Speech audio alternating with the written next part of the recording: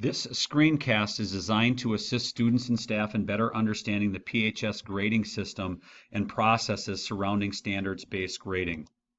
So our mission at Pewaukee High School is twofold. We want to maximize the academic potential of all students while fostering an environment which promotes positive citizenship. Our grading system is designed primarily to focus on maximizing student performance. So our shift to a new grading system is being done as a result of wanting to improve the academic performance of all students. And we believe this is done by providing a greater focus on essential concepts, content, and skills in relation to standards. We also believe that the new system allows us to more clearly determine when students are ready to move forward or conversely need more support and assistance. And finally, the grading system allows us to provide more thorough, detailed feedback about student performance. So while some items are changing with our grading system, some are remaining the same. Students will still receive traditional letter grades of A, B, C, etc. Class rank and grade point averages remain unchanged, as does the weighting of honors and AP courses. And because we'll still be using letter grades, the final transcripts of students will look exactly as they do now, so those worried that colleges or universities won't understand our system need not do so. So to start with, we want to make sure we understand the purpose of grading. In its simplest form, grading is designed to measure and report the individual performance of a student. And at PHS, we believe it's important to measure both components of our mission, the academic as well as the non-academic portions. And as a result, we measure and report the academic performance of students using traditional letter grades, and the non-academic skills, those success skills, we use a numeric score. And academic grades are displayed on the report card and final transcripts, while success skills only show on a student's report card. So the important thing to remember with success skills is that they are not viewable to anyone outside of your family or the high school, as these do not show up on a permanent transcript. So we want to now take a look at the guidelines which guide our grading work at Pewaukee High School, and there are 9. So guideline 1 is that our work will be guided by standards and that our grades will be organized and reported by standards. So a simple definition of a standard is that it outlines what a student should know or be able to do. So a couple of key terms to understand with regard to standards that we'll use. The standards that are the most important and therefore receive the most attention in a particular area are called priority standards. And priority standards serve as the foundation for all courses, and all assessments are built upon these standards. The grouping of standards into clusters is known as reportable standards. And reportable standards are smaller in number than the priority standards and what you'll see communicated on a student's report card.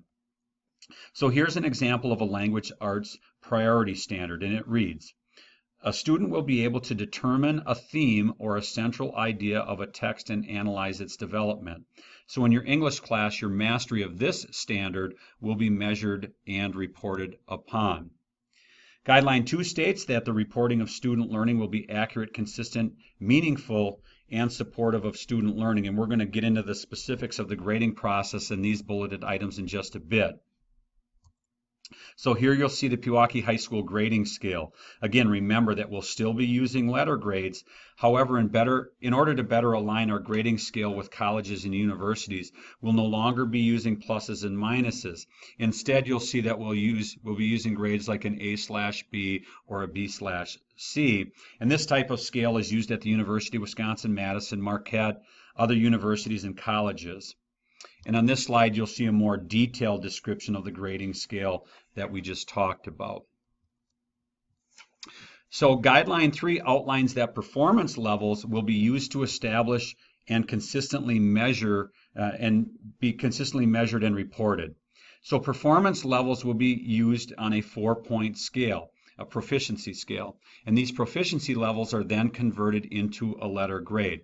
And notice that you'll see items here ranging from 0 to 4, but please note that also half points are used, so you might end up with a score of a 1.5, a 2.5, or a 3.5 on a particular item. Guideline 4 establishes that grades will be determined primarily from summative assessments, anywhere from 90 to 100% depending on the course. So keep in mind that formative assessments are items that are considered practice. Things like a rough draft or even homework can be viewed as formative. Summative items then are the final task or the formal assessments that come at the end of learning. This could be a unit test, a final paper, a presentation, or a project. So again, anywhere from 90 to 100% of your grade is going to come from those summative assessments. Guideline 5 establishes that students will have multiple opportunities to demonstrate their proficiency of a standard. And this is where the relearn, redo practices come into play. And these practices will be standardized by course, and your teachers will let you know what their practices are. However, it's important for students to know that relearn, redo is available when students are demonstrating acceptable effort on an item being assessed, and that there will be an opportunity cost associated with a redo. So an opportunity cost may come in the form of when the redo is allowed, before school, during resource, after school, or what work must be done before a redo is allowed. Guideline 6 establishes that while there may be times that deadlines are flexible, deadlines will be established at the sole discretion of the classroom teacher. At PHS, we view meeting deadlines as a very important skill, and therefore it is a key component in our success skills. So simply put, teachers may allow some wiggle room from time to time with deadlines, but that's going to occur only when there are extenuating circumstances, because we know that successful students will consistently meet deadlines. Guideline 7 establishes that grades will reflect the learning and performance of an individual. So while collaboration and group work will occur an awful lot because it's an important core competency, the grade you receive will reflect the individual learning that you have demonstrated. Guideline 8 establishes that grades reflect a student's learning and performance at a specific point in time. So because mastery of a standard develops over time, students will be graded accordingly. And the best way to view this concept is to think of your semester as a running record of your performance, where term grades are formative and semester grades are summative. So note that despite being formative, your term grade determines your eligibility for sports as well as your resource placement. So let's take a look at an example of how the running record concept might look. As you can see here, our student has received a letter grade of C during term 1. So obviously, the term 1 grade of C is based on student's performance during this term. So the other thing to note is that whatever grade 1 is presently earning is also reflected as the end of semester grade. So here you'll see that the C that the person is receiving in term 1 is also the semester grade that they are receiving at that particular point. So now, as we move to term 2, you'll see our student now has a grade of B, and this is a result of all the work that has been completed for the semester. So this grade of B takes into account the work that was performed in both terms 1 and 2. And again, you can see the S1 grade is a B because the term 2 grade, or the current grade, is also that score of B. So if we move ahead to term 3, we once again see that term 3 takes into account students' performance in all of the terms, so terms 1, 2, and 3, and that the A in term 3 is also reflected as the student's semester 1 grade. So an important item to remember is that whatever grade a student ends up with in term 3 will also be their final semester 1 grade. And the same will be true for term 6, in that whatever the final grade in term 6 is, that will be your semester 2 grade. So in our old model, sometimes terms 1, 2, and 3 would have been treated as distinct and separate entities, with each term holding a certain percentage weight. Now, because we are using a running record grade, there is no weighting of individual terms. They just all blend together. So final guideline 9, that outlines that separate grades will be given for non-academic and academic proficiencies. Again, as we talked earlier, academic grades will be displayed as a letter grade, while your grades for your success skills will display as a numeric 1 through 4 score. So here you see the 3 categories of success skills, as well as a description of the 4 levels of the performance that are measured. And in the grade book then, success skills will appear on Family Access right along with your academic grade. So this student is receiving a 3 in persistent and productive, a 2 in polite and positive, a 3 in prompt and prepared, and here you see their letter grade of C. So now that we've outlined the PHS grading guidelines, let's look at the overall grading system we use. And this system is known as standards-based grading. So not surprisingly, standards, which outline what it is students should know or be able to do in a particular subject area, are the basis for all of our grading. So in terms of how items will be grading, a proficiency scale will be used to score all items and assessments.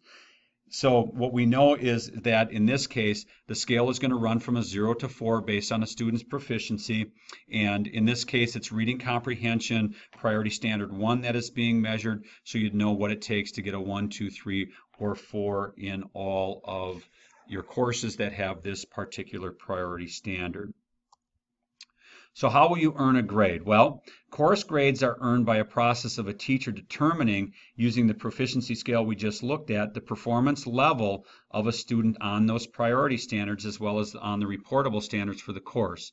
So once the reportable scores for a course are determined, they are then calculated, which is going to give you a final numeric score, which will then be converted to a letter grade. So let's take a look at what that example might look like.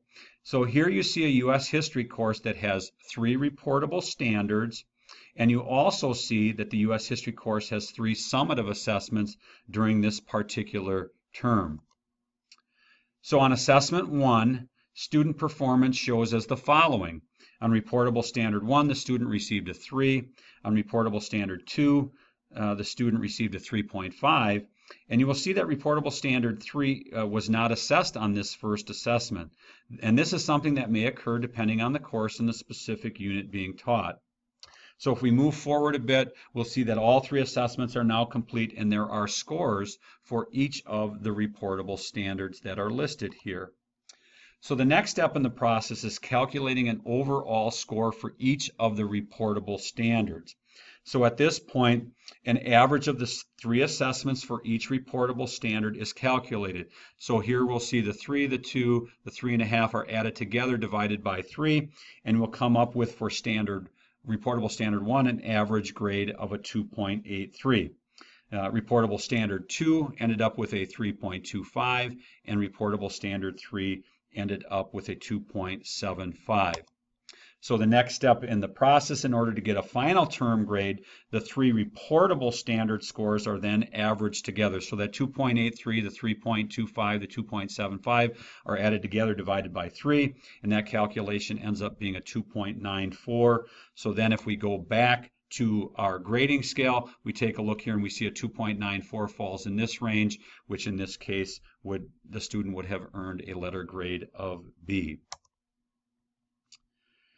So your report cards, what will the student's report card look like in this system? Well, it won't look dramatically different than in years past, with the exception that your performance on a reportable standard in each course is displayed. And we do this again because, keeping in mind our philosophy of providing more detailed, specific information, we want to make sure that that's available to both students and parents regarding their specific report card performance and the reportable standards performance.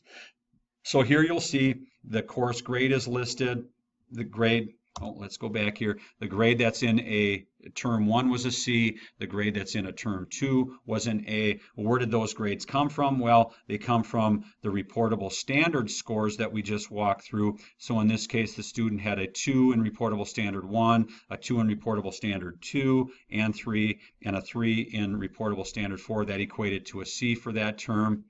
And again, the term 2 grades, you also see the same determination. Here you'll see the success skills are listed here, and instead of the 1, 2, 3, 4, your reports card is going to show the actual verbiage for the meets, does not meet, partially meets, etc. So this is an example of what your report card would look like.